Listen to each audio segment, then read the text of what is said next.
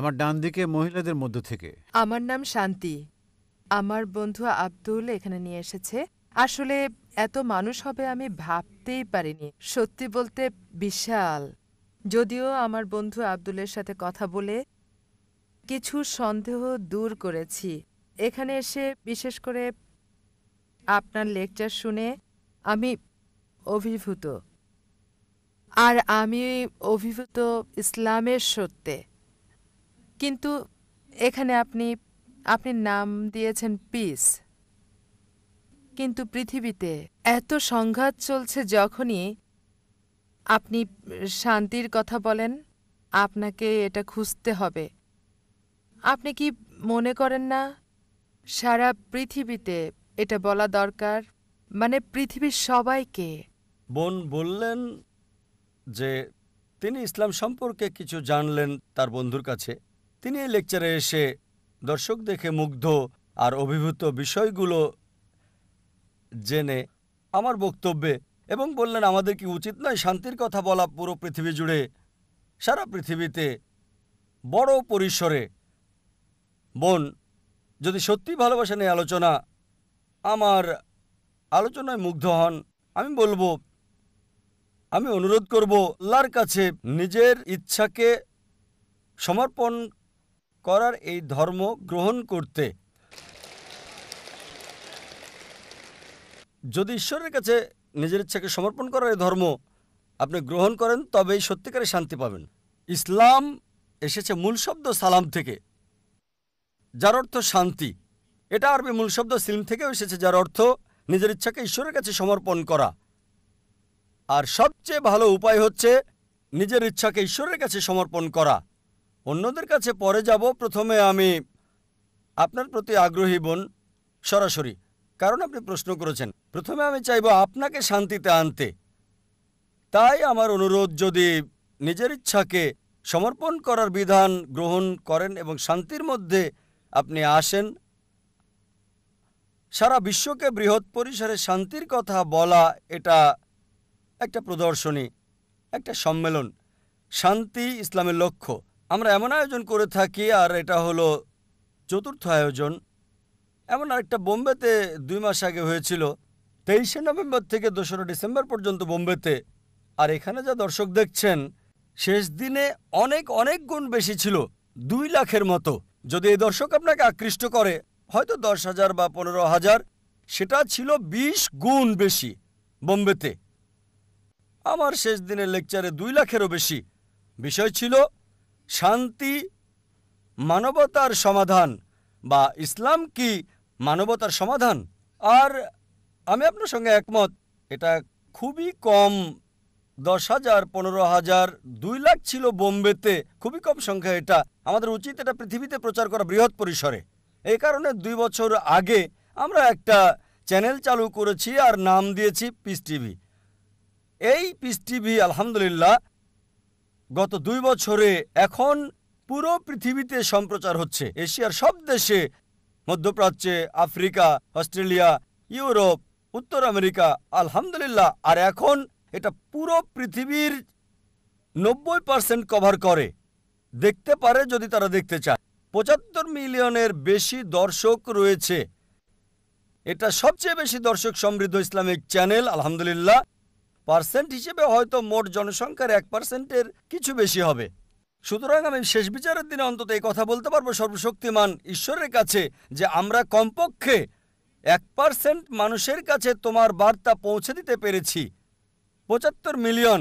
আল্লাহ সুবহানাহু ওয়া তাআলার কাছে দোয়া করি দর্শক বাড়িয়ে দেওয়ার জন্য। কেউ যদি দেখতে চায়, শুধু একটা ডিশ লাগবে, হয়তো 6,000 রুপি, $200-এরও কম। প্রায় পৃথিবীর যে কোনো প্রান্তে আপনি দেখতে পারবেন। সুতরাং আমরা শান্তির বাণী, ইসলামের এই বাণী প্রচার করছি পুরো পৃথিবীতে। আর আমি চাই বোন আপনি এই শান্তির বাণী গ্রহণ করবেন। জি স্যার, ধন্যবাদ। হ্যাঁ, এখন প্রশ্ন করুন বাম দিক থেকে। আমি নন্দগোপাল, পেশায় সাংবাদিক। আমার প্রশ্ন হল, অধিকাংশ ধর্মে ঈশ্বরের ধারণা আর সাদৃশ্য ইত্যাদি খোঁজার পরেও কেন কোনো শান্তি আসছে না? কেন পারস্পরিক সহনশীলতা আসছে না এসব ধর্মগুলোর মধ্যে? কিভাবে এসব বন্ধ করা যায়? স্বাভাবিকভাবে সহজ মনে হলেও আসলে কিন্তু কঠিন। কিন্তু আপনি একটা দৃষ্টিকোণ থেকে বলতে পারেন কিভাবে এটা থামানো যায় ব্যক্তি পর্যায়ে। ভাই খুব সুন্দর প্রশ্ন করলেন। এত মিল, এত সাদৃশ্য, এত একত্ব থাকা সত্ত্বেও পৃথিবীর বিভিন্ন ধর্মগুলোর মধ্যে কেন এত শত্রুতা? আমার মতে এক কথায় এটার জন্য দায়ী হচ্ছে ধর্মীয় নেতারা। এজন্য আমি বলি, যদি আপনার ধর্মকে জানতে চান, আপনার ধর্মগ্রন্থে আপনি ফিরে যান। কিন্তু দুঃখজনক হলো ধর্মপুত্ররা নিজেদের প্রভাবকে ধরে রাখতে চায়। তারা সাধারণ মানুষকে ধর্মগ্রন্থ থেকে দূরে রাখতে চায়, কারণ জনগণ ধর্মগ্রন্থ পড়ে যদি সরাসরি অনুসরণ করে তাহলে তাদের কাছে কে যাবে? তাই সবচেয়ে ভালো উপায় ধর্মগ্রন্থে ফিরে যান, বোঝার চেষ্টা করেন এবং অনুসরণ করেন। আমরা দেখি, যদিও আমরা জানি সব প্রধান ধর্মই বলে যে ঈশ্বর এক, ঈশ্বরের কোনো প্রতিমূর্তি নেই, মূর্তি পূজা করা যাবে না, তারপরও দেখি অধিকাংশ ধর্মই ইসলাম ছাড়া মূর্তি পূজায় বিশ্বাস করে। কেন?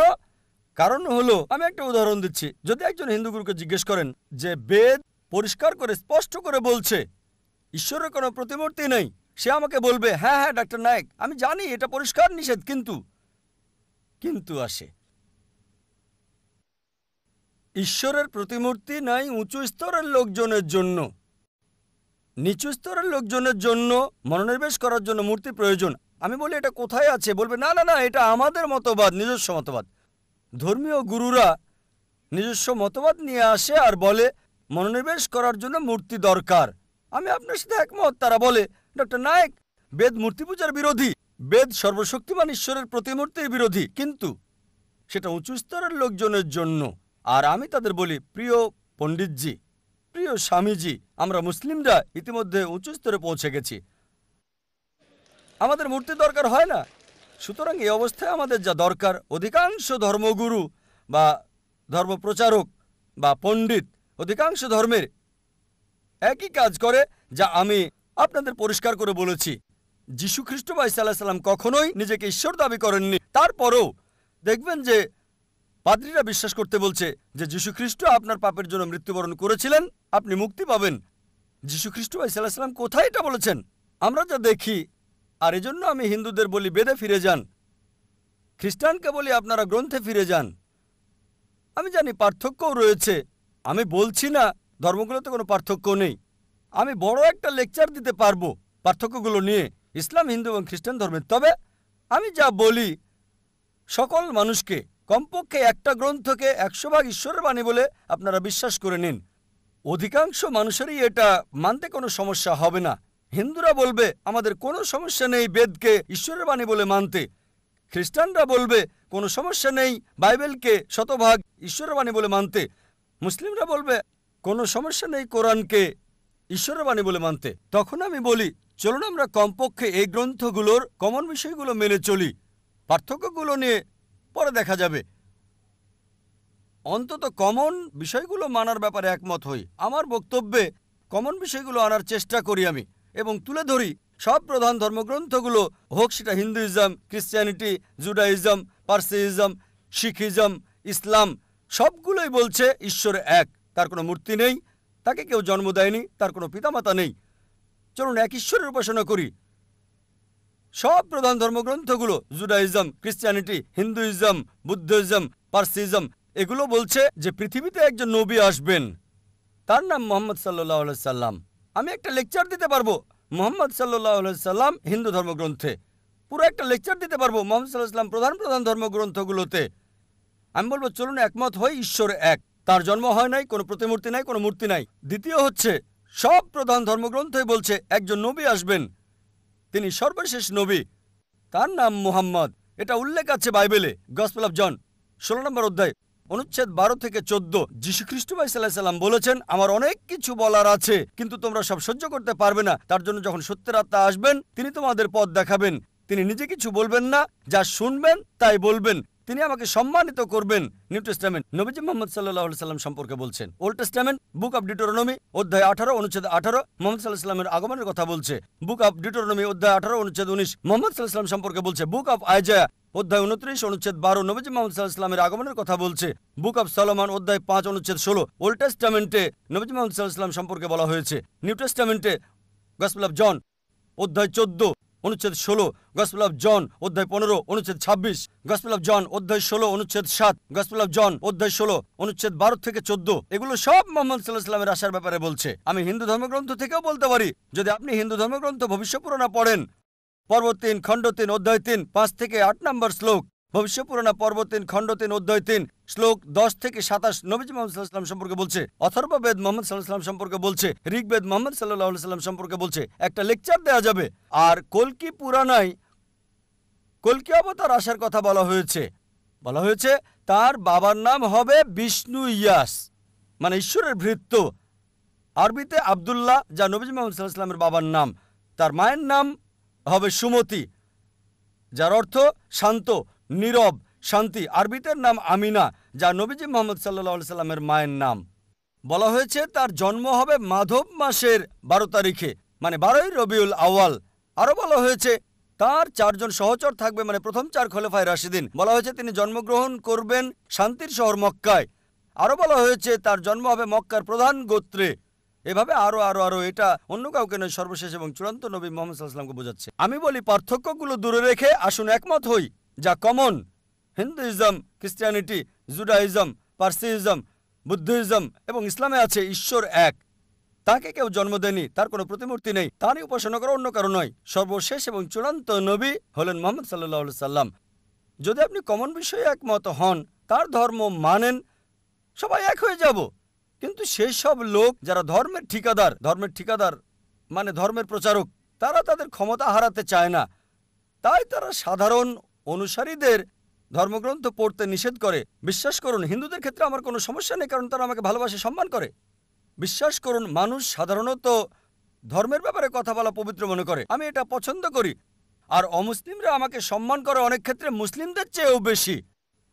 যখন এয়ারপোর্টে কাস্টমস পার হই, অমুসলিম কাস্টম অফিসার বলে, জাকির নায়েক, যাহা বলিব সত্য বলিব, সত্য বই মিথ্যা বলিব না।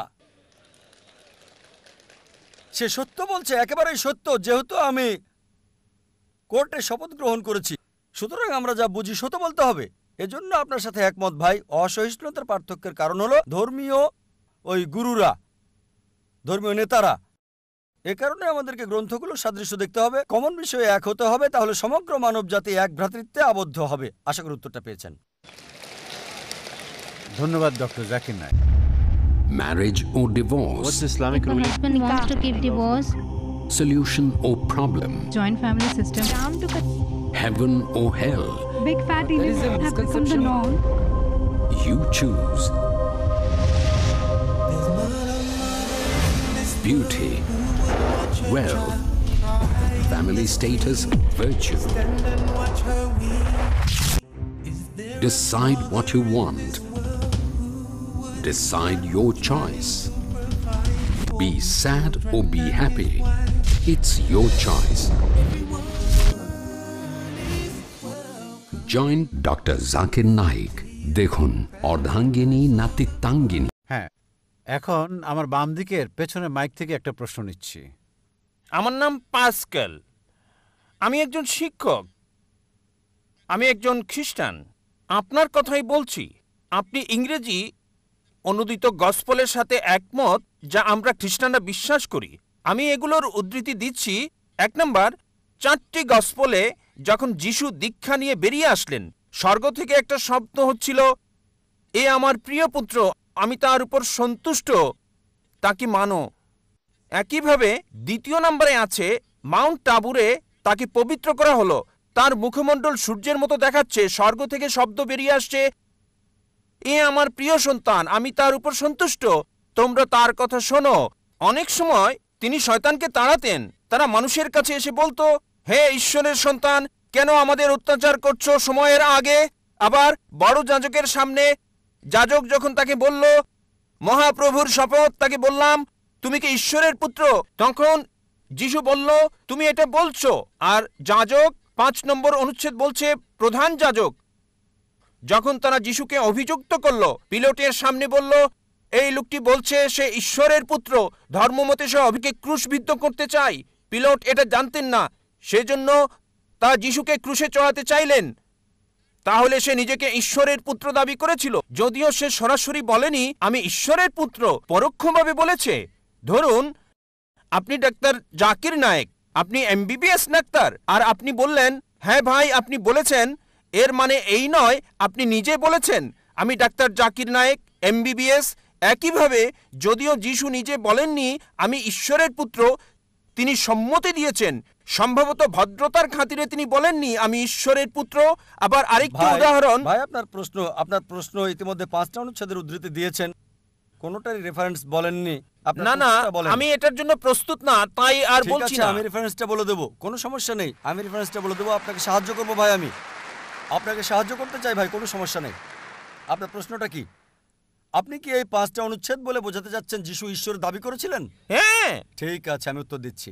আমার চ্যালেঞ্জ ছিল একটা মাত্র স্পষ্ট বক্তব্য বের করে দেখান পুরো বাইবেল থেকে, যেখানে যীশু খ্রিস্ট ভাই সাল্লাল্লাহু আলাইহি সাল্লাম নিজে বলেছেন আমি ঈশ্বর, অথবা বলেছেন আমার উপাসনা করো, আমি খ্রিস্টান ধর্ম গ্রহণ করতে প্রস্তুত। একটা মাত্র বক্তব্য দেখাতে পারেন নাই স্পষ্টভাবে বলা সম্পূর্ণ বাইবেল থেকে, যেখানে যীশু খ্রিস্ট ভাই সাল্লাল্লাহু আলাইহি সাল্লাম নিজে বলেছেন আমি ঈশ্বর অথবা আমার উপাসনা করো। এখানেই বাইবেল আছে, আর এটা কিং জেমস ভার্সন। যেহেতু আপনি একজন শিক্ষক, আপনি প্যাস্টরও হতে পারেন। আপনি কি প্যাস্টর? না না না, আমি একজন শিক্ষক। আমি খ্রিস্টান ধর্মের একজন প্রকৃত বিশ্বাসী। ঠিক আছে। রেড লেটার নামে এক ধরনের বাইবেল আছে যেখানে যিশুর কথাগুলো লাল করা আছে। আপনি 5টি বিষয় উল্লেখ করেছেন, আর এগুলোকে 2 ভাগে ভাগ করা যায়। প্রথমে আপনি এলোমেলো উদ্ধৃতি দিলেন আর সঠিকভাবে উদ্ধৃতি দিলেন না। যা বলতে চেয়েছেন সেটা আছে গসপেল অফ জন 3 নম্বর অধ্যায় অনুচ্ছেদ 16, বলা আছে ঈশ্বর পৃথিবীকে এত ভালোবাসলেন একমাত্র ঔরসজাত সন্তানকে দিয়ে দিলেন, তোমাদের কেউ যদি তাকে বিশ্বাস করে তার মৃত্যু হবে না, চিরস্থায়ী জীবন পাবে। এটা 4 গসপেলেই নাই, এটা আছে গসপেল অফ জন 3 নম্বর অধ্যায় অনুচ্ছেদ 16। এগুলো লিখে রাখেন, পরে চেক করে দেখবেন। গসপেল অফ জন 3 নম্বর অধ্যায় অনুচ্ছেদ 16, ঈশ্বর পৃথিবীকে এত ভালোবাসলেন যে নিজের সন্তানকে উৎসর্গ করলেন, যে কেউ তার উপর বিশ্বাস করবে সে মরবে না, চিরস্থায়ী জীবন পাবে। আবার আপনি উদ্ধৃতি দিলেন 5বার শেষ দিকে যে যীশুখ্রিস্ট বলেছেন তিনি ছিলেন ঈশ্বরের সন্তান। আপনি বলেছেন, আপনি কি জানেন বাইবেলে ঈশ্বরের পুত্র এ কথাটা অসংখ্যবার বলা আছে। যদি আপনি বাইবেল পড়েন, আদম ছিলেন ঈশ্বরের পুত্র, আল্লাহ তাকে শান্তিতে রাখুন। ইব্রাহিম ছিলেন ঈশ্বরের পুত্র, ইসরাইল ছিলেন ঈশ্বরের পুত্র। আপনি যদি রোমান্স পড়েন 8 নম্বর অধ্যায়ে বলা আছে তারা সকলেই যারা ঈশ্বরের আত্মার দ্বারা পরিচালিত তারা সকলে ঈশ্বরের পুত্র। আপনি যদি ঈশ্বরের দূত হন আপনি ঈশ্বরের পুত্র। যদি আমি ঈশ্বরের দূত হই আমি ঈশ্বরের সন্তান বাইবেল অনুসারে। কিন্তু তারা বলে না না না না না, যীশু খ্রিস্ট স্বাভাবিক সন্তান না, তিনি ঔরসজাত সন্তান। এবার আপনার শেষ প্রশ্ন ঈশ্বরের পুত্রের ব্যাপারে। বাইবেলে অসংখ্য ঈশ্বরের পুত্রের উল্লেখ আছে। আদম ঈশ্বরের পুত্র, ইব্রাহিম ঈশ্বরের পুত্র, ইসরায়েল ঈশ্বরের পুত্র। যারা ঈশ্বরের আত্মার সাহায্যে পরিচালিত তারা ঈশ্বরের পুত্র। কিন্তু খ্রিস্টান মিশনারিরা বলে না না না, যীশু খ্রিস্ট স্বাভাবিক পুত্র না। আসুন আপনার প্রথম প্রশ্নে, তিনি ঈশ্বরের ঔরসজাত সন্তান। তারপর তারা বলে যা আপনি বলেননি, আমি আপনাকে সাহায্য করছি। গসপেল অফ জন 3 নম্বর অধ্যায় অনুচ্ছেদ 16, ঈশ্বরের পৃথিবীকে এত ভালোবাসলেন যে নিজের সন্তানকে উৎসর্গ করলেন, যে কেউ তাকে বিশ্বাস করবে সে মরবে না, চিরস্থায়ী জীবন পাবে। ভাই, আপনি কি বিগটন শব্দের অর্থ জানেন? বিগটন শব্দের অর্থটা কি? না। বিগটন শব্দটার অর্থ কি? বিগটেন মানে এটা না যা আপনি বুঝেছেন, এটা মানে এটা হতে পারে না। করছি বিগটেন শব্দটার অর্থ কি? হ্যাঁ আমি জানি। বিগটন শব্দের অর্থ কি? বিগটেন শব্দের 2টো অর্থ রয়েছে। যখন মানবজাতির বিষয়ে বলেন সে বিগটেন মানে তার রক্তমাংসের পুত্র। যখন ঈশ্বর বিগটেন বলেন তার মানে এটা কাউকে বোঝায় না, তাকে জন্ম দেয়া। এর মানে হলো গভীর সম্পর্ক পিতা এবং পুত্রের মাঝে, এটাই যথেষ্ট। যদি বলেন পুত্র, আমি বলি ধরেন কেউ এখানে আসলো আর আমি বললাম হে আমার পুত্র, সে কিছু মনে করবে না কারণ তার অল্প বয়স। যদি আমি বলি যে পুত্র এখানে আসো, সে আসবে। যদি বলি বিগটন সান এখানে আসো, সে আমার গালে চড় মারতে পারে। এই অভিযোগ করে যে নাউজুবিল্লাহ আমার দৈহিক সম্পর্ক তার মার সাথে। ঠিক যদি একটা ছোট বালককে বলি বিগটন সান, বা একটা যুবককে হতে পারে 23 বছরের, আমি 40-এরও বেশি, যদি বলি বিগটন সান এখানে আসো, সে হয়তো আমার গালে চড় মারতে পারে। কেন? বিগটন মানে ঈশ্বরের দ্বারা সায়ার, সায়ার মানে নিম্নজাতের প্রাণীর যৌন ক্রিয়া সম্পর্কিত। আর এ কারণে যদি আপনি রিভাইজড স্ট্যান্ডার্ড ভার্সন বাইবেলটা পড়েন, সংস্করণ করেছে 32 জন উচ্চ পদস্থ খ্রিস্টান পণ্ডিত, যাদের সমর্থন করেছে 50টি খ্রিস্টান চার্চ। তারা বলেছে বিঘটন শব্দটি গসপেল অফ জন অধ্যায় 3 অনুচ্ছেদ 16 হচ্ছে অসাড় কথা, একটা মিশ্রণ, একটা প্রতারণা, এবং তারা এটাকে বাইবেল থেকে বাদ দিয়েছে। আপনি কি জানেন, যদি রিভাইজড স্ট্যান্ডার্ড ভার্সন বাইবেল পড়েন, যেটা সবচেয়ে বেশি বিকৃত, সংস্করণ করেছে 32 জন উচ্চ পদস্থ খ্রিস্টান বিশেষজ্ঞ, যাদেরকে সহায়তা করেছে 50টি বিভিন্ন খ্রিস্টান মিশনারি। তারা বলেছে এই বিঘটন শব্দটি হচ্ছে অসাড় কথা, একটা মিশ্রণ, একটা প্রতারণা, এজন্য এই বিঘটন শব্দটা তারা বাদ দিয়েছে। সুতরাং যদি বলেন পুত্র, তবে ঈশ্বরের পুত্র আছে বাইবেলে অসংখ্য। সুতরাং আপনার প্রথম এবং শেষ প্রশ্নের উত্তর আমি দিয়েছি। এবার আসুন আপনার দ্বিতীয় এবং তৃতীয় প্রশ্নে। বলেছেন তিনি শয়তানকে তাড়ান, পুরো উদ্ধৃতি দেন। আপনি পুরো বাক্যটা বলেননি, আমি আমার লেকচারে বলেছি। গসপেল অফ ম্যাথিউ অনুযায়ী অধ্যায় 12 28 নম্বর অনুচ্ছেদ তিনি বলেছেন আমি শয়তানকে তাড়িয়ে দিই ঈশ্বরের আত্মার সাহায্যে। গসপেল অফ লুক অধ্যায় 11 অনুচ্ছেদ 20 আমি শয়তানকে তাড়াই ঈশ্বরের আঙুলের সাহায্যে। এখানে বলছে না যে তিনি একা করেন, তিনি এটা করেন ঈশ্বরের সাহায্যে। এর মানে এই নয় যে তিনি ঈশ্বর। এই সবগুলো অনুচ্ছেদ যা আপনি বলছেন স্পষ্ট করে বলছে যে তিনি হচ্ছেন ঈশ্বরের দূত, তিনি নিজে ঈশ্বর ছিলেন না। এ কারণেই আমি চ্যালেঞ্জ করেছি আপনি পুরো বাইবেলে একটা মাত্র অনুচ্ছেদ দেখান যেখানে স্পষ্ট করে বলা যীশু খ্রিস্ট বা ঈসা আলাইহিস সালাম নিজে বলেছেন যে আমি ঈশ্বর, বা তিনি বলেছেন আমার উপাসনা করো, আমি খ্রিস্টান ধর্ম গ্রহণ করতে প্রস্তুত আছি। যীশু কোথাও কখনো বলেননি যে শুধু যদি আমি বলি পুত্র এখানে আসো, এর মানে এই নয় যে আমার ওরসজাত সন্তান। ঠিক একইভাবে যদি আপনি আমাকে বলেন যে আমি আপনাকে ডাক্তার জাকির নায়েক বলে ডাকবো, ঠিক, আর যদি আমি আপত্তি না করি যে না এটা সঠিক হতে পারে, ভুলও হতে পারে, লোকজন বলে ডাক্তার জাকির নায়েক একজন বিশেষজ্ঞ, আমি নিজেকে মনে করি না বিশেষজ্ঞ, আমি একজন জ্ঞানের ছাত্র হিসেবে নিজেকে চিন্তা করি। সুতরাং লোকজন আমাকে যদি বিশেষজ্ঞ বলে আর আমি নীরব থাকি, তার মানে এই নয় যে আমি গ্রহণ করছি। তারা আমাকে বিশেষজ্ঞ হিসেবে বিবেচনা করে, আমি নিজেকে বিবেচনা করি না। সবসময় নিজেকে জ্ঞানের একজন ছাত্র হিসেবে উল্লেখ করে থাকি, তালবে ইলম। সুতরাং আপনি বাইবেল থেকে যা উদ্ধৃতি করেছেন, বাইবেলের যেখান থেকে করেন রেড লেটার হতে হবে। রেড লেটার মানে যীশু খ্রিস্ট বা ঈসা আলাইহিস সালামের কথা। একটা মাত্র বক্তব্য দেখান, স্পষ্ট অনুচ্ছেদ পরিষ্কার করে বলা পুরো বাইবেল থেকে যেখানে যীশু খ্রিস্ট বা ঈসা আলাইহিস সালাম নিজে বলেছেন যে আমি ঈশ্বর বা আমার উপাসনা করো, আমি খ্রিস্টান ধর্ম গ্রহণ করতে প্রস্তুত। ডাক্তার জাকির নায়েক, আমার নাম নারেশ, বিকম পাশ করেছি আমি, আর ফিল্ম ইন্ডাস্ট্রিতে চাকরির চেষ্টা করছি। আর আমার প্রথম প্রশ্ন হলো মানব বিবর্তন নিয়ে। মানব বিবর্তন নিয়ে কোরআন কি বলছে? কারণ একজন মানুষ স্বাভাবিকভাবে চিন্তা করুন, আদম এবং ইভ প্রথম মানুষ, মানে মানব বিবর্তনের কারণ। যদি সেই দিক থেকে ভাবেন, এখন আদম আর ইভ তিনি আমাদের আদি আদি আদি আদি পিতা, আর বলতে পারি আমরা পুত্র আর কন্যার ন্যায় তাদের। তাহলে কিভাবে আমরা নিজেরা আপন ভাই বোনদেরকে বিয়ে করছি? ভাই প্রশ্ন করলেন যে বিবর্তন সম্পর্কে কোরআন কি বলছে। আমরা এসেছি একটি কমন উৎস আদি আদি আদি পিতামাতা আদম ইভ থেকে। তিনি বিবর্তনবাদ সম্পর্কে বলছেন না, এটা সৃষ্টি সম্পর্কে। ভাই আমি একজন মেডিকেল ডাক্তার, MBBS পাশ করেছি। যখন বিবর্তন সম্পর্কে আপনি বলেন বিবর্তন তত্ত্বের, তখন ডারউইনের তত্ত্ব আপনি ভাবতে থাকেন। ঠিক, আমরা বানর থেকে এসেছি। যদি প্রশ্ন এটা হয় তবে আমার ভিডিও ক্যাসেট দেখতে পারেন কোরআন ও আধুনিক বিজ্ঞান, সেখানে বিস্তারিত বলেছি যে সেই থিওরিটা ভুল প্রমাণিত হয়েছে, ডারউইনের থিওরি। আপনার প্রশ্ন হলো যদি আমাদের উৎস হয় একই আদি আদি আদি পিতামাতা আদম এবং ইভ, তবে কিভাবে আমরা ভাই বোনের মাঝে বিবাহ দেই? এটা আপনার প্রশ্ন। ঠিক, এটা বানরের সাথে সংশ্লিষ্ট না, নয়। এটা বানরের সাথে সংশ্লিষ্ট না। বানরের প্রশ্নে কোরআন এবং আধুনিক বিজ্ঞান দেখতে পারেন। আল্লাহ বলেন পবিত্র কোরআনে সূরা হুজরাতের 49 নম্বর সূরা 13 নম্বর আয়াতে, ইয়া আইয়ুহান নাসু ইন্না খালাকনাকুম মিন যাকরিন ওয়া উনসা ওয়া জালনাকুম শুউবান ওয়া কাবাইলা লিতারাফু ইন্না আক্রামাকুম ইনদাল্লাহি আতকাকুম ইন্নাল্লাহু আলিমুন খাবীর। হে মানব জাতি, আমি তোমাদের সৃষ্টি করেছি এক জোড়া পুরুষ এবং নারী থেকে। আদম এবং ইভের কথা বলছে, আল্লাহ তাদের শান্তিতে রাখুন। হে মানব জাতি, আমি তোমাদের সৃষ্টি করেছি এক জোড়া নারী এবং পুরুষ থেকে, এবং তোমাদেরকে বিভক্ত করেছি জাতীয় গোত্রে, যাতে তোমরা একে অপরকে চিনতে পারো, একে অপরকে মন্দ বলবে না। আল্লাহ তাআলার কাছে সেই বেশি সম্মানিত যার তাকওয়া বেশি, খোদাভীরুতা আছে। এবার আপনার প্রশ্নে আসি, যদি আমরা একই উৎস আদি আদি আদি পিতামাতা থেকে আসি, তবে কিভাবে আমরা ভাই বোনদের বিয়ে করছি? এখন বিজ্ঞান আমাদের বলে যদি আপনি আপনজন ভাই বোন বিয়ে করেন তবে জেনেটিক সমস্যাটা খুব বেশি দেখা দিতে, এ কারণে ইসলাম সহ অন্যান্য প্রধান ধর্মগুলোতেও আপনজন ভাই বোনের মধ্যে বিয়ে করাটা একেবারে নিষিদ্ধ। আপনজনকে বিয়ে করা এটা নিষিদ্ধ। কোরআন বলছে সূরা নিসা 4 নম্বর সূরা 22, 23, 24 নম্বর আয়াতে বলা হয়েছে, তোমাদের জন্য বিয়ে নিষিদ্ধ তোমাদের মাকে, তোমাদের ফুফুকে বিয়ে করতে পারবে না, তোমাদের খালা, আপন বোনকে বিয়ে করা বৈধ নয়। এভাবে আপনদের নাম বলা হয়েছে, একেবারে রক্তের কেউ। এটা কোরআন নিষিদ্ধ করেছে, অনেক ধর্মই নিষিদ্ধ করেছে। এবার চলুন আত্মীয়দের মাঝে বিয়ে করার বিষয়ে একটু জেনে দেখি।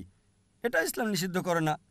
তৃতীয়, চতুর্থ, পঞ্চম স্তরে অধিকাংশ ধর্ম নিষিদ্ধ করে না, কিন্তু কিছু ধর্ম আপন চাচাতো ভাই বোনের মধ্যে নিষিদ্ধ করেছে। বর্তমান সময়ে বিজ্ঞান আমাদের বলে যে যদি আপনজনদের মধ্যে বিয়ে হয় তাহলে ভাই বোন, ফুফু, খালা, জেনেটিক সমস্যার সম্ভাবনা অনেক বেশি থাকবে। আর যদি এমন হয় যে চাচাতো ভাই বোনের মধ্যে, তখন সম্ভাবনাটা কম থাকে, তবে আছে। তৃতীয়, চতুর্থ আর পঞ্চম স্তরে কোনো সমস্যা নেই। যদি আপনি অপরিচিত কাউকে বিয়ে করেন, সম্পর্কের বাইরের কাউকে, অপরিচিতদের মধ্যে, তারপরও জেনেটিক সমস্যা হতে পারে, এটা অন্য বিষয়, কিন্তু হতে পারে। সুতরাং কোরআনের এই আয়াত যেটা বলছে আদম এবং ইভ আমাদের সবার আদি উৎস, এর জন্য আমরা সবাই মানবজাতি, ভাই ভাই। ইয়া আইয়ুহান নাস, আমরা সবাই মানুষেরা ভাই ভাই। এই মানবতার ভাই ভাই হিসেবে যদি নিয়ম মেনে বিয়ে করা হয় তাহলে কোনো সমস্যা নাই।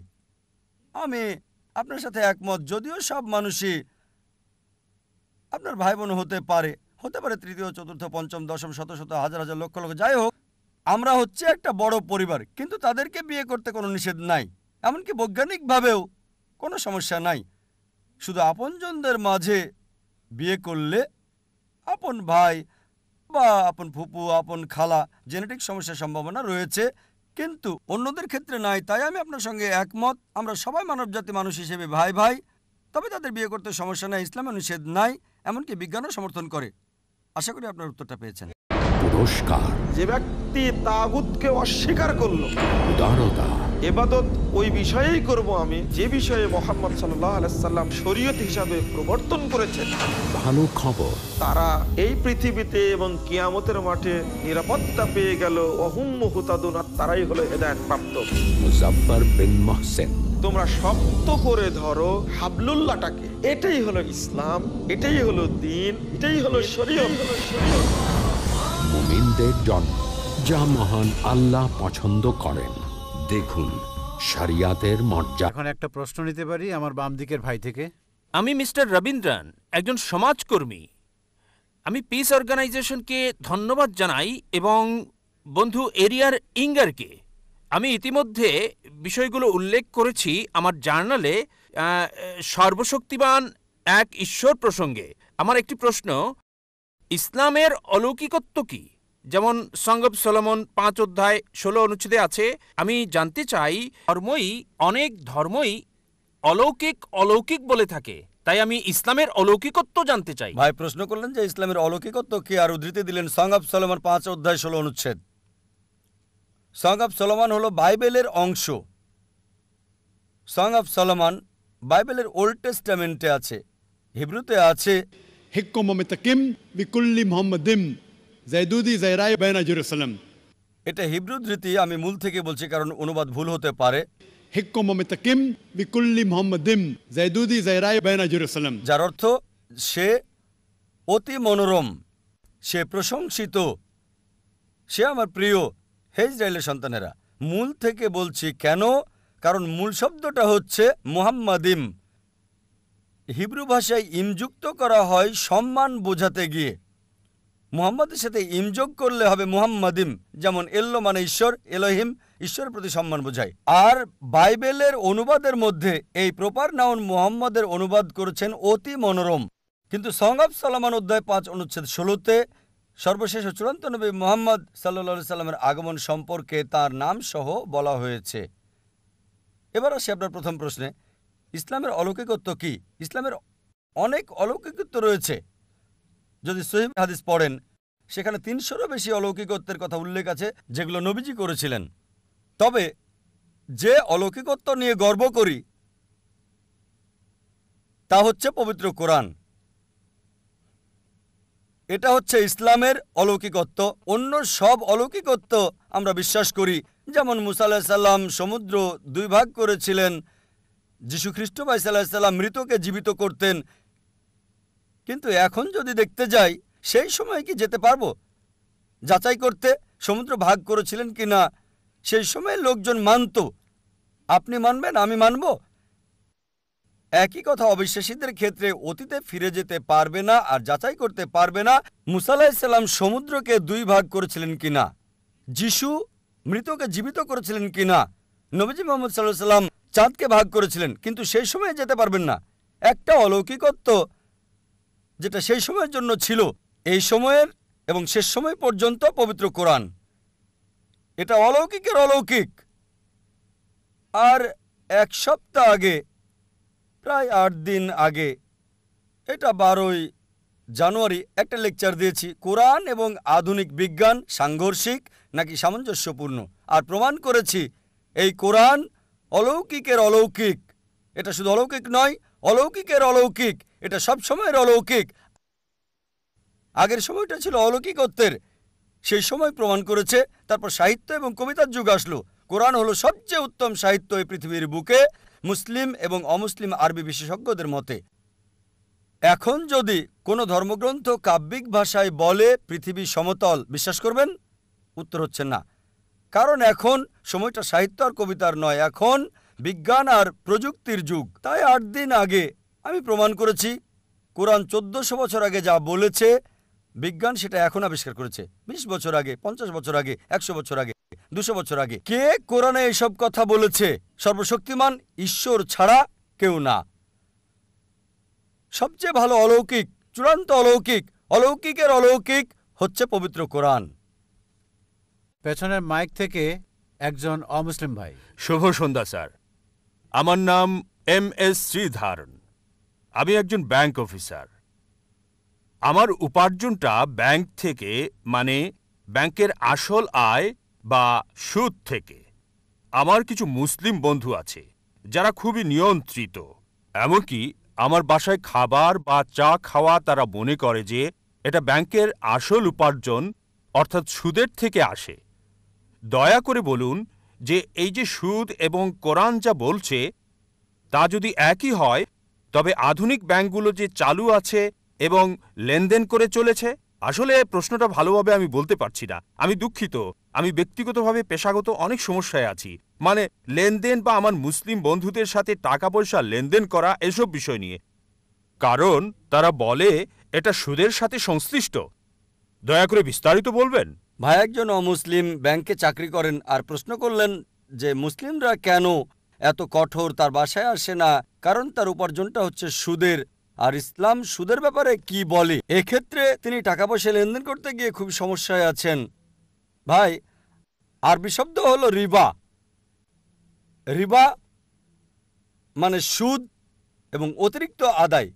কিছু লোক মনে করে যে রিবা দিয়ে সুদ বোঝায় না, আসলে সুদ এবং অতিরিক্ত চার্জ দুটোই বোঝায়। সুদ মানে ডিকশনারি অনুযায়ী টাকা উপার্জন, টাকা ধার দেওয়ার মাধ্যমে। চক্রবৃদ্ধি মানে হলো অতিরিক্ত ধার্য করা সুদ, এবং চক্রবৃদ্ধি সুদ উভয়ই নিষিদ্ধ। কোরআনে এই রিবা শব্দটি কমপক্ষে 8 বার উল্লেখ আছে।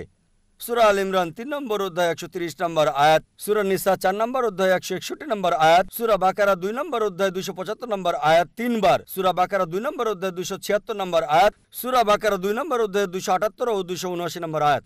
আমি শুধু শেষ আয়াতটা বলছি, সূরা বাকারা 2 নম্বর অধ্যায় 278 ও 279 নম্বর আয়াত, যে যদি তোমরা চক্রবৃদ্ধি সুদ এবং সুদ পরিত্যাগ না করো তবে যুদ্ধের ঘোষণা করো আল্লাহ এবং রাসূলের প্রতি। সুতরাং যে সুদ দিল বা সুদ নিল সে যুদ্ধের ঘোষণা করছে সর্বশক্তিমান ঈশ্বর আল্লাহ এবং নবীজি মুহাম্মদ সাল্লাল্লাহু আলাইহি ওয়াসাল্লামের সাথে। এটা হচ্ছে ইসলাম ধর্মে বড় গুনাহগুলোর মধ্যে একটি, জঘন্য অপরাধের একটি। একটি হাদিসে আছে সুদের সর্বনিম্ন গুনাহ হচ্ছে জিনা করার সমান, মায়ের সাথে ব্যভিচারের সমান। এখন এর পেছনে যুক্তি কি? আমার ভিডিও ক্যাসেট দেখতে পারেন, সুদমুক্ত অর্থনীতি, কোরআন অনুযায়ী বিস্তারিত সেখানে বলা হয়েছে। যুক্তি দিয়ে যদি আপনাকে প্রমাণ দিতে হয় ইসলামে সুদ কেন হারাম, কয়েক ঘন্টা সময়ের দরকার হবে। এখন সম্ভব নয়, কিন্তু সংক্ষেপে বলতে গেলে কেন সুদ নিষিদ্ধ, কারণ এটা ধনীকে আরও ধনী করে এবং গরিবকে আরও গরিব করে। এছাড়াও অনেক ক্ষতিকারক দিক রয়েছে, যেমন আপনি জানেন ৮০ দশকে অধিকাংশ ব্যাংক জুয়ার কেন্দ্র প্রতিষ্ঠা করেছিল, মদের বার ইত্যাদি প্রতিষ্ঠা করেছিল। আর ইসলামে আমরা মুনাফা এবং ক্ষতি বন্টনে বিশ্বাস করি। এখন দেখুন, আপনি একজন ব্যাংকার, সবচেয়ে বেশি লোন পায় সবচেয়ে ভালো কোম্পানি। সুদ চালু করেছে, এই ব্যাংকিং ব্যবস্থা চালু করেছে রাজা পঞ্চম জর্জ। রাজা পঞ্চম জর্জ আসল দায়ী হচ্ছে সে। অতীতে এমনটা ছিল না, কিন্তু বর্তমানে ধনীরা আরও ধনী হচ্ছে। একজন দরিদ্র লোক লোন তুলতে গেলে তার জন্য খুবই কঠিন। দেখা হয় তার কি কি সম্পদ আছে, তার উপার্জন কত। এজন্য একজন দরিদ্রের পক্ষে লোন পাওয়া খুবই কঠিন। আর যদি আপনি বড় বড় কোম্পানিগুলো দেখেন, সবচেয়ে বড় কোম্পানি তারা শর্তমুক্ত কোম্পানি। এজন্য এখন আমরা দেখছি স্টক তালিকা হচ্ছে। জানেন অনিল আম্বানি, তিনি রিলায়েন্স পাওয়ার চালু করেছেন। কতগুলো? 1.1 লাখ কোটি। যা প্রত্যাশা করেছিল তার চেয়ে শতগুণ বেশি পেয়েছে। কোনো ব্যাংকই তাকে এত টাকা দিতে পারবে না। তিনি কি করেছিলেন? তিনি চালু করেছেন স্টক। স্টকটা কি? এটি ইসলামিক পদ্ধতি, লাভ লোকসান বন্টন, ঠিক? আর সুদ এটা হারাম, কারণ অনেক নেতিবাচক দিক আছে। ইসলামে মুনাফা এবং লোকসান সমবন্টনে বিশ্বাস করি। আপনি শেয়ার কিনেছেন, কোনো কোম্পানির শেয়ার কিনলেন, যদি লাভ হয় আপনি লাভ পাবেন, যদি লোকসান হয় আপনাকে বহন করতে হবে। নির্দিষ্ট করা নাই 8%, 9%। অনেকে এইভাবে অনেক টাকা পায়। আর তারা যেটা করে তা হলো শেয়ার ছাড়ে। যদি আপনি শেয়ার কেনেন হালাল কোনো কোম্পানির, যেটা মদের কোম্পানি নয়, ব্যাংক নয়, বা কোনো হারাম কর্মকাণ্ডের নয়, তবে সেটা বৈধ। সুতরাং আমরা ইসলামে লাভ লোকসান বন্টনে বিশ্বাস করি। অনিল আম্বানি চালু করেছেন, প্রত্যাশার চেয়ে শতগুণ বেশি পেয়েছেন, ঠিক? 1.1 লাখ কোটি একই সময়ে পেয়েছে, প্রত্যাশার চেয়ে 10 গুণ বেশি। কেন? লোকজন ভাবছে যদি অনিল আম্বানির সাথে বিনিয়োগ করি নির্দিষ্ট পরিমাণে 8, 9 বা 10% পাবো না, হয়তো পাবো 20, 30 বা 50%। আপনি জানেন, যেহেতু আপনি ব্যাংকার, যৌথ ফান্ডে জিএম বেসিক 1 নম্বর 116% এক বছরে। এ কারণে ইসলামে আমরা লাভ লোকসান বন্টনে বিশ্বাস করি। আর এজন্যই রিবা, নির্দিষ্ট সুদ, নির্দিষ্ট টাকা ধার দেওয়ার মাধ্যমে নির্ধারিত পরিমাণ উপার্জন হারাম। বিস্তারিত জানতে আমার ভিডিও ক্যাসেট দেখতে পারেন। কোরআনের বর্ণনায় সুদমুক্ত অর্থনীতি। এ কারণে যদি আপনি আপনার ব্যাংকে প্রচলিত ব্যবস্থা থেকে ইসলামিক ব্যবস্থায় রূপান্তর করেন, ইনশাল্লাহ আপনি মুসলিম কাস্টমার পাবেন, ইনশাল্লাহ। আর এখন ভারত সরকার, আরবিআই, অর্থমন্ত্রী পুরোপুরি ইসলামিক ব্যাংকের জন্য অনুমোদন দিচ্ছেন না, কিন্তু লোকজন তার কাছে যাচ্ছে। আমি নিজে মিস্টার চিদাম্বরমের সঙ্গে কথা বলেছি যখন তিনি সৌদি আরবে ছিলেন। আর খুবই সম্ভাবনা আছে মনমোহন সিং, আমাদের প্রধানমন্ত্রী, তিনি আগে অর্থমন্ত্রী ছিলেন, অর্থনীতি ভালো বোঝেন। খুবই সম্ভাবনা রয়েছে ইনশাল্লাহ, ইনশাল্লাহ তিনি প্রধানমন্ত্রীর সঙ্গে বিষয়টা পর্যালোচনা করেছেন, মনমোহন সিং এবং অর্থমন্ত্রী মিস্টার চিদাম্বরম। খুবই সম্ভাবনা আছে যে অতি শীঘ্রই আমরা একটা ইসলামিক ব্যবস্থা পাব। আর আপনি কোনো ইসলামিক ব্যাংক দেখে তাতে যুক্ত হন। এ কারণে আপনি দেখবেন সিটি ব্যাংক ইসলামিক ব্যাংকিং চালু করেছে, HSBC ইসলামিক ব্যাংকিং চালু করেছে, অধিকাংশ আন্তর্জাতিক ব্যাংকেই ইসলামিক ব্যাংকিং চালু করেছে। কেন? কারণ তারা দেখেছে তারা অধিক মুনাফা পাবে এবং গ্রাহকদেরও বেশি মুনাফা দিতে পারবে। এটা ইসলামিক। সুতরাং যদি আমরা শরিয়া মানি, পবিত্র কোরআন এবং সহিহ হাদিস মানি, আপনি উপার্জন করতে পারবেন, অন্য কেউ সুযোগ করে দিতে পারবেন। আশা করি উত্তরটা পেয়েছেন।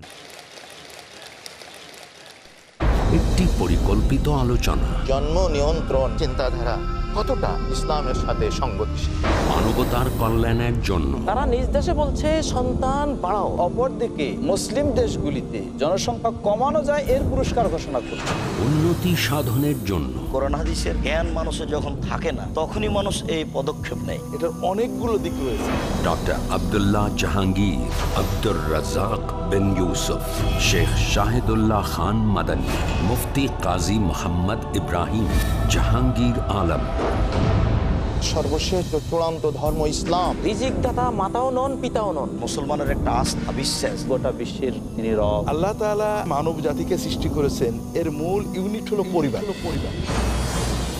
বোঝেন জীবনের বার্তা, জ্ঞানগর্ভ আলোচনার মঞ্চ। প্রশ্ন নেব, যদি এখানে কোনো অমুসলিম বোন না থাকে, ওদিকে অমুসলিম ভাই অপেক্ষা করছে। হ্যাঁ, একটা প্রশ্ন অমুসলিমদের পক্ষ থেকে। এক সময় সে আমার প্রতিবেশী ছিল, সে সব সময় জিজ্ঞেস করত। বলুন বোন। আসসালামু আলাইকুম, আমার নাম হুসনা, আমি গৃহিণী। আমার প্রশ্ন হলো, মানে আমার প্রতিবেশীর প্রশ্ন, প্রত্যেক মুসলিমই কোরআন অনুসরণ করে সারা পৃথিবীতে, তাহলে কেন এতগুলো দল? আমার প্রতিবেশী সবসময় জিজ্ঞেস করত, আরও বলতো, কেন তোমরা বলো এক আল্লাহ? কারণ অনেক দলই আছে যারা বলছেন নামাজ আদায় করার সময় মাথা ঢাকার দরকার নাই, আর যেমন প্রথম আঙ্গুল নাড়ানো ইত্যাদি ইত্যাদি। বোন প্রশ্ন করলেন যে তার প্রতিবেশী বলছে যদি সব মুসলিম কোরআনে বিশ্বাস করে, একই গ্রন্থে বিশ্বাস করে, তাহলে এতগুলো দল কেন, বিভক্তি কেন? উত্তর দেওয়া হয়েছে পবিত্র কোরআনে সূরা আল ইমরান অধ্যায় 3 আয়াত 103, ওয়াতাসিমু বিহাবলিল্লাহি জামিআ ওয়ালা তাফাররাকু। আল্লাহর রজ্জুকে শক্ত করে ধরো এবং বিভক্ত হও না। আল্লাহর রজ্জু হলো পবিত্র কোরআন। মুসলিমদের উচিত আল্লাহর রজ্জুকে শক্ত করে ধরা এবং বিভক্ত না হওয়া। যদি বিভক্তির ব্যাপারে বলেন, আল্লাহ বলেছেন সূরা আনাম অধ্যায় 6 আয়াত নাম্বার 159, হে নবী, কেউ যদি ইসলামে দল উপদল তৈরি করে তার ব্যাপারে তোমার কিছু করার নেই। তাই বিভক্তি হচ্ছে ইসলামে হারাম। আমাদের সবার লেভেল একটাই, সেটা মুসলিম। এজন্য আমার লেকচারে সূরা আল ইমরান অধ্যায় 3 আয়াত 64-তে বলেছি, তাআলা ইলা কালমাতিন সাওয়াইন বাইনা বাইনাকুম আল্লা নাবুদা ইল্লাল্লাহ ওয়ালা নুশরিকা বিহি শাইয়্যান ওয়ালা ইয়াত্তাখিযা বা'দুনা বা'দান আরবাবান মিন দুনিল্লাহ ফাইন তাওয়াল্লাউ ফাকুলু শাহাদু বিআন্না মুসলিমুন। আমরা সাক্ষ্য বহন করি যে আমরা মুসলিম, আমরা ইসলামকে বিভক্ত করি না। ইসলামে এসবের কোনো জায়গা নেই। দুঃখজনকভাবে মানুষ কোরআন এবং সুন্নাহ থেকে দূরে সরে গেছে আর বিভক্তি সৃষ্টি করেছে ইসলামে। ইসলামে বিভক্তির কোনো চান্স নেই। বিস্তারিত জানার জন্য আমার ভিডিও ক্যাসেট দেখতে পারেন, যেটা গত পিস কনফারেন্সে শেষ দিনে দিয়েছিলাম। মুসলিম উম্মার ঐক্য এই বিষয়ে সেখানে ভালোভাবে বলা হয়েছে। আশা করি উত্তরটা পেয়েছেন। এখন আমরা শেষ প্রশ্নটি নিচ্ছি অমুসলিম ভাই থেকে। প্রথমে আমি আমার পক্ষ থেকে আন্তরিক বিনীত সম্মান জানাচ্ছি বিশ্বাসের ভাইয়ের চেয়ে মানবতার ভাইকে সুযোগ করে দেওয়ার জন্য। এটা আমার স্বাভাবিক বিনয়, আন্তরিক কৃতজ্ঞতা। আমি এটা খুবই পছন্দ করি। আমার প্রশ্ন হল, এক পৃথিবী সত্য, সবাই এটাতে একমত, এক ঈশ্বর। আমার মনে হয় সব মানুষ ধীরে ধীরে এটাও মানছেন। সুতরাং বহু ঈশ্বর যখন ছিল, অনেক ধর্মও সেখানে ছিল। আমার মনে হয় ঈশ্বর চান যে আগের মতো, যেমন অতীতে এক ঈশ্বর ছিল, এক পৃথিবী ছিল আর এক ধর্ম। একজনের কাছ থেকে এসেছি, তবুও অনেক ঈশ্বর, অনেক ধর্ম। ঈশ্বর সেটাই চাচ্ছেন আমাদেরকে সেখানে ফিরিয়ে নিতে, যেখানে এক ঈশ্বর, এক পৃথিবী, এক ধর্ম। আপনি কি মনে করেন এটা ঈশ্বর দ্বারা প্রতিষ্ঠিত হবে নাকি মানুষ দ্বারা? আমার দ্বিতীয় প্রশ্ন হল, আমিষ এবং নিরামিষ ভোজী কোনটা উত্তম? ভাই দুটো প্রশ্ন করলেন। প্রথমটা হলো, আগে এক ঈশ্বর, এক ধর্ম, এক পৃথিবী ছিল, এখন এক পৃথিবী, বহু ঈশ্বর, অনেক ধর্ম। কিভাবে এক ঈশ্বর, এক পৃথিবী, এক ধর্মে আমরা ফিরে যেতে পারি? এটা আরও এমন পিস এক্সিবিশন, এমন আরও কাজ, এমন আরও আলোচনার মাধ্যমে এটা হতে পারে। প্রধান ধর্মগুলোতে ঈশ্বরের ধারণা। আর আমাদের শুধু এরকম আলোচনা করলেই হবে না, আলোচনার পর মানুষকে এটা বাস্তবায়ন করতে হবে। আপনার কাছে আমার অনুরোধ ভাই, এটা বাস্তবায়ন করুন যে ঈশ্বর এক, ধর্ম একটাই, ঈশ্বর কেবল একজনই, তাকে কেউ জন্ম দেয়নি, তার কোনো প্রতিমূর্তি নেই। এই এক ধর্ম, সর্বশক্তিমান ঈশ্বরের কাছে নিজের ইচ্ছাকে সমর্পণ করার এই ধর্ম গ্রহণ করুন। এই ধর্ম গ্রহণ করেন, যদি মানেন ঈশ্বর একজন, তার কোনো প্রতিমূর্তি নেই, কেউ তাকে জন্ম দেয়নি, তিনি স্বয়ংসম্পূর্ণ, তাহলে আমরা সবাই এক হতে পারবো। অন্যথায় শুধু আলোচনা করলেই হবে না, মানুষকে সত্য গ্রহণ করতে হবে, এর বাস্তবায়ন করতে হবে। তাই আমার অনুরোধ ভাই, আপনি শান্তি এবং সর্বশক্তিমান ঈশ্বরের একত্বের এই ধর্ম গ্রহণ করুন, নিজের ইচ্ছাকে সর্বশক্তিমান ঈশ্বরের কাছে সমর্পণ করুন। আপনার দ্বিতীয় প্রশ্নে আসি, কে উত্তম, একজন আমিষভোজী নাকি নিরামিষভোজী? আমি বলবো এটা কোনো পার্থক্য তৈরি করে না একজন আমিষভোজী না নিরামিষভোজী। যে ব্যক্তি ঈশ্বরের ইচ্ছা গ্রহণ করে সেই হচ্ছে উত্তম মানুষ, হোক সে আমিষভোজী বা নিরামিষভোজী। ইসলামে এটা জরুরি না যে কাউকে নিরামিষভোজী হতেই হবে। আমার বিতর্ক আলোচনায় বলেছি আমিষভোজী হয়ে একজন ভালো মুসলিম হতে পারে, নিরামিষভোজী হওয়া ইসলামে জরুরি না। আর কেন একজন মানুষের আমিষভোজী হওয়া উচিত এ বিষয়ে একটা লেকচার দিয়েছি। একটা বিতর্ক করেছে একজন জৈনের সাথে, বিষয় ছিল আমিষ জাতীয় খাবার অনুমোদিত নাকি নিষিদ্ধ। এখন আপনার প্রশ্নে আসি যে কে উত্তম। কোরআন বলছে যার রয়েছে তাকওয়া, সূরা হুজরাত অধ্যায় 49 আয়াত 13 বলছে, ইয়া আইয়ুহান নাসু ইন্না খালাকনাকুম মিন যাকারিন ওয়া উনসা ওয়া জালনাকুম শুউবান ওয়া ক্বাবাইলা লিতাআরাফু ইন্না আক্রামাকুম ইনদাল্লাহি আতকাকুম ইন্নাল্লাহা আলিমুন খাবীর। হে মানুষ, আমি তোমাদের সৃষ্টি করেছি একজোড়া নারী এবং পুরুষ থেকে এবং জাতীয় গোত্রে বিভক্ত করেছি যাতে একে অন্যকে তোমরা চিনতে পারো, একে অন্যকে নিন্দা করবে না। সর্বশক্তিমান ঈশ্বরের কাছে সেই ব্যক্তি সম্মানিত যার রয়েছে তাকওয়া। সুতরাং একমাত্র পথ হচ্ছে উত্তম হওয়ার, যার রয়েছে তাকওয়া, আত্মসমর্পণ, আল্লাহ তাআলার ভয়। অন্যথায় আমিষ খেলেও যতক্ষণ সর্বশক্তিমান ঈশ্বরের নির্দেশের মধ্যে থাকবেন আপনার পাপ হবে না। আমি প্রমাণ করব হিন্দু গ্রন্থ থেকে, খ্রিস্টানদের বাইবেল থেকে, পাশাপাশি কোরআন থেকে। সুতরাং মূল কথা হচ্ছে সেই উত্তম যার রয়েছে তাকওয়া, যার ভয় আছে, খোদাভীরুতা আছে। আশা করি উত্তরটা পেয়েছেন। ওয়া আখিরি দাওয়ানা আলহামদুলিল্লাহি রাব্বিল আলামিন। ধন্যবাদ সবাইকে। সুন্দর দর্শক সমাগম হয়েছে এই চেন্নাইয়ে। ধন্যবাদ সবাইকে। আল্লাহ তাআলা আমাদেরকে উত্তম প্রতিদান দিন। আমার প্রিয় ভাই বোনেরা, আমি আল্লাহ সুবহানাহু ওয়া তাআলাকে ধন্যবাদ জানাই এই সুন্দর সুযোগ দেওয়ার জন্যে। এই সুযোগ সবার ক্ষেত্রে আসে না। সবাই স্বীকার করবে যে আমরা যারা সবাই এই এক্সিবিশনে এসেছি কিছুটা হলেও উপকৃত হয়েছি, এবং শত শত হাজার হাজার দর্শক যারা সরাসরি টেলিভিশন দেখছে। আবারও ধন্যবাদ চেন্নাইকে এবং ধন্যবাদ ভাই বোনদের আমাদের সাথে থাকার জন্যে। জাযাকাল্লাহু খায়ের। আসসালামু আলাইকুম ওয়া রাহমাতুল্লাহি ওয়া বারাকাতুহু।